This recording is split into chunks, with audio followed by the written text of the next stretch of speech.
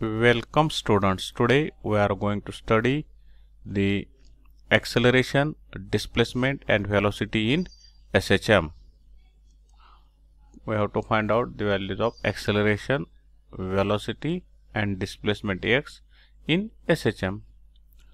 In previous lecture we already derived the expression for or the differential equation for linear SHM. या ठिकाणी आपण differential equation मागच्या वेळी पाहिलेले काय d2x upon dt square plus omega square x equal to 0 that is called as differential equation of linear SHM. मग याच्यामध्ये जर आपण पाहिलं this d2x upon dt square is nothing but acceleration of SHM.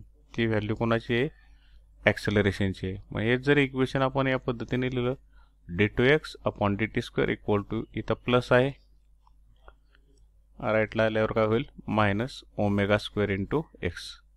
मग ए म्हणजेच काय या ठिकाणी acceleration d2x upon dt square आहे. Therefore the value of acceleration is minus omega square into x. That is the value of acceleration in linear SHM. या पद्धतीने आपण काय केलं लिनियर SHM मधील ॲक्सेलरेशनची व्हॅल्यू फाइंड आउट केली. Then by using this equation तेच इक्वेशन पुन्हा आपण यूज करूया d2x upon dt square equal to minus omega square x. मग या ठिकाणी हे जे d2x अपॉन dt स्क्वेअर हे जे ॲक्सेलरेशन आहे हे या फॉर्ममध्ये लिहिलं dt of dx by dt into is equal to minus omega square x या पद्धतीने लिहिलेले. फक्त या ठिकाणी ह्या डेरिव्हेटिव्हचा काय केलेलं आपण स्प्लिटिंग केलेलं आहे. या ठिकाणी आता dx बाय dt म्हणजे काय असतं dx by dt is nothing but velocity. velocity बरोबर काय आहे तर displacement upon time. this velocity is nothing but this displacement upon time or derivative of displacement with respect to time, that is dx by dt. velocity is nothing but dx by dt. मग तीच value इथं ह्या dx by dt च्या ऐवजी काय लिहिली dv upon dt equal to minus omega square x. म्हणजे या ठिकाणी हे जे मिनिंग आहे ते मिनिंग काय होते चेंज होत नाही. ही जी टर्म आपण या ठिकाणी पुटअप केली d2x अपॉन dt स्क्वेअर म्हणजेच काय dv अपॉन dt म्हणजेच काय ॲक्सेलरेशन आहे. ॲक्सेलरेशन म्हणजेच काय लिहितो आपण linear acceleration is given by velocity upon time. Velocity upon time म्हणजेच काय तर dv in terms of derivative dv by dt rate of change of velocity with respect to time is called as acceleration. dv by dt बरोबर काय लिहिलं minus omega square x.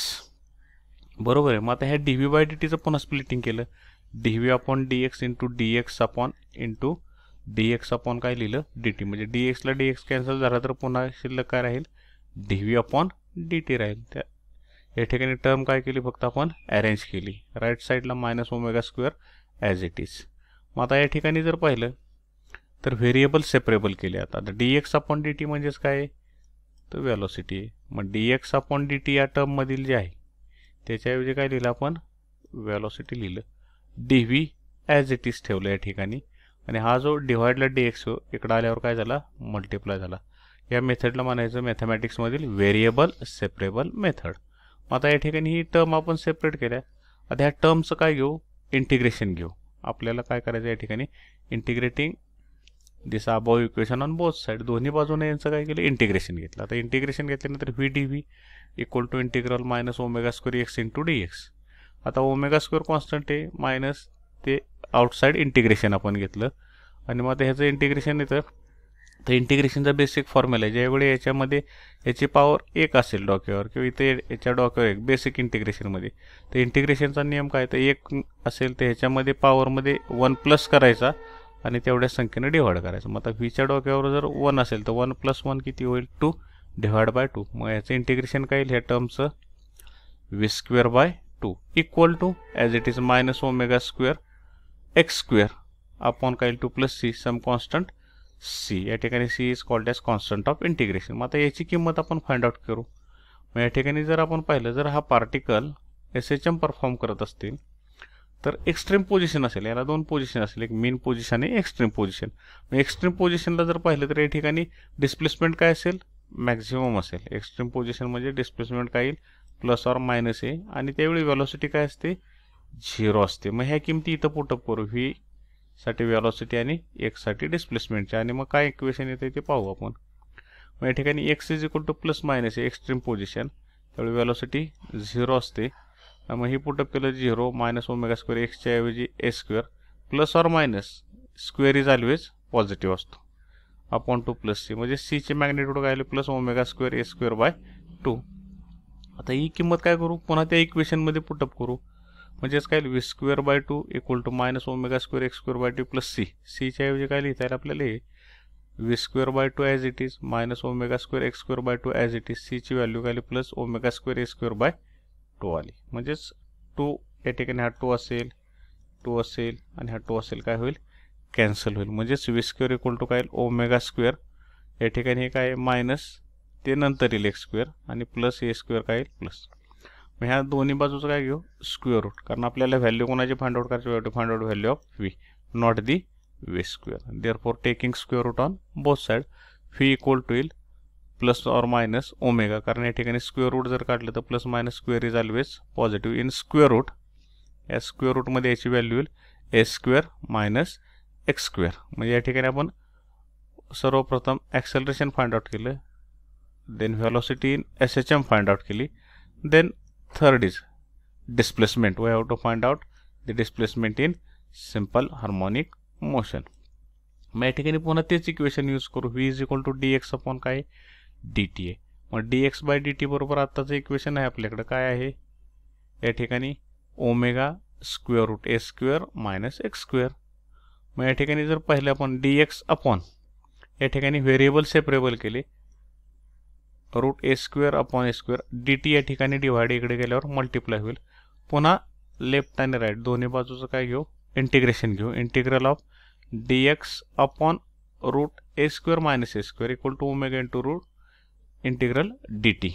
मग या ठिकाणी हाच याचा जो फॉर्म्युला आहे तो पाठ करून ठेवा. मॅथमॅटिक्समध्ये डायरेक्ट रिलेशन आहे, sine inverse x upon a, म्हणजे d integral d x upon root a square minus x square is nothing but sine inverse x upon a, आणि या ठिकाणी ओमेगा डी टीचं integral t plus some constant five.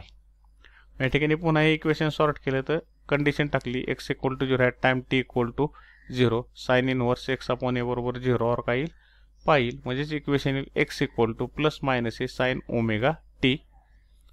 तेच equation पुन्हा sort केलं आपण, x equal to plus minus at time t equal to 0 case second, phi equal to येईल sine inverse x upon a, या ठिकाणी 0 मॅक्झिमम ॲम्प्लिट्यूड कधी येईल पाय बाय 2 म्हणजेच 90 डिग्रीला और 3 पाय बाय 2, म्हणजेच एक्स इक्वल टू येईल sine a sine omega t plus pi by 2 और x equal to a sine 3 pi by 2, म्हणजे हा जो फाय अँगल आहे फायची व्हॅल्यू या ठिकाणी पाय बाय 2 किंवा 3 पाय बाय 2 मॅक्झिमम येईल. म्हणजेच एक्स इक्वल टू तेच इक्वेशन, हा जर टोटल पुन्हा मॅथमॅटिक्समधला फॉर्म्युला पाहिला x equal to a sine omega t plus phi, त्याची किंमत असते plus or minus a into cos omega t. म्हणजे याच्या आधी आपण पाहिले लॉग टेबलमध्ये जर पाहिलं तर साइन 30ची जी व्हॅल्यू आहे, सपोज आपण या ठिकाणी साइन 30 जर घेतलं आपण तर साइन 30ची जी व्हॅल्यू येईल ती व्हॅल्यू कोणाबरोबर असते, या ठिकाणी कॉस या ठिकाणी 60 बरोबर असते, कॉस कोणाबरोबर असते 60 बरोबर असते. म्हणजे 60 प्लस 30 किती आलं 90, म्हणजे हा जो 90 डिग्रीचे अँगल्स आहेत याच्यामध्ये हे रिलेशन आहे. म्हणजेच हा टोटल जो अँगल मिळाला आहे आपल्याला या ठिकाणी साईनसाठी तो काय आहे कोसाइन अँगल आहे. म्हणजेच एक्सची किंमत या पद्धतीने आपण काय केली फाइंड आउट केली. म्हणजे याच पद्धतीने आपण काय केली ॲक्सेलरेशन सुरुवातीला फाइंड आउट केलं डिफरन्शियल इक्वेशन ऑफ लिनियर याच्यावरून. त्याच्यानंतर मग आपण काय फाइंड आउट केलं वेलॉसिटी फाइंड आउट केली आणि लास्ट मोमेंटला तिसऱ्या वेळी आपण काय केलं डिस्प्लेसमेंट फाइंड आउट केली in case of linear simple harmonic motion. म्हणजे या ठिकाणी तीनही पॉईंट ॲज वेल ॲज दोन cases regarding to the mean position as well as regarding to the extreme position in case of linear S-H-M काय केलं डिस्प्लेसमेंटच्या find out केलेले आहे. त्या ठिकाणी या पद्धतीने आपण अगदी व्यवस्थित पद्धतीने हे तीनही पॉईंट्स या ठिकाणी क्लिअर केलेले आहेत. जर आपण या ठिकाणी आपला व्हिडिओ पाहिला असेल, जर आपल्याला व्हिडिओ आवडला असेल तर या ठिकाणी लाईक करा, शेअर करा आणि आपला चॅनल सबस्क्राईब करायला विसरू नका, जेणेकरून इथून पुढचे येणारे जे व्हिडिओज आहेत ते आपल्याला इझिली काय होतील या ठिकाणी अवेलेबल होतील. त्याचबरोबर या पॉईंटवर आधारित आपण ज्या नोट्स आहेत त्या PDF नोट्स आपण डिस्क्रिप्शन बॉक्समध्ये दिलेल्या आहेत. त्या आपण या ठिकाणी पाहायच्या आहेत. डिस्क्रिप्शन बॉक्समध्ये गेल्यानंतर लिंकवर क्लिक करून तुम्हाला त्या अवेलेबल होतील. Up to this, thank you to all.